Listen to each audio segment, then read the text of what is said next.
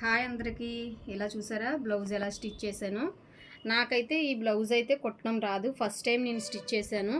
ఎలా చేశానంటే పాషా టైలర్స్ వాళ్ళు చెప్పారన్నమాట. 14 ఇయర్ గర్ల్స్కి ఎలా అయితే స్టిచ్ చేయాలి, ఏ విధంగా కొలతలు పెట్టాలి అవన్నీ చెప్పారు. ఆ వీడియోని చూసి కట్ చేసి కుట్టడం అయితే జరిగింది. చాలా బాగా వచ్చింది. మా పాపకు కూడా చాలా బాగా నచ్చింది. ఫేర్వెల్కి అని చెప్పి స్కూల్లో ఫేర్వెల్కి అని చెప్పేసి కుట్టాను.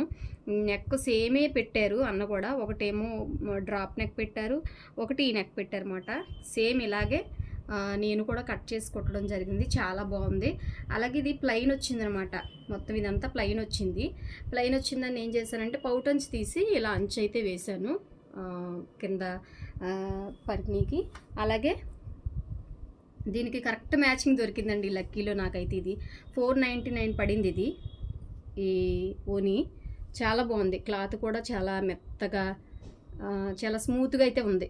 బాగుంది క్లాత్ కూడా. 499 ఫస్ట్ మేము కూడా చూసాం, కానీ అది 800 చెప్పారు. కొంచెం వర్క్ అనేది హెవీ ఇచ్చారన్నమాట. దానికి ఎంత వెడల్పు అయితే వచ్చేసింది. అది కూడా బాగుంది. మాకైతే ఇది నచ్చింది. ఇది తీసుకున్నాం అనమాట.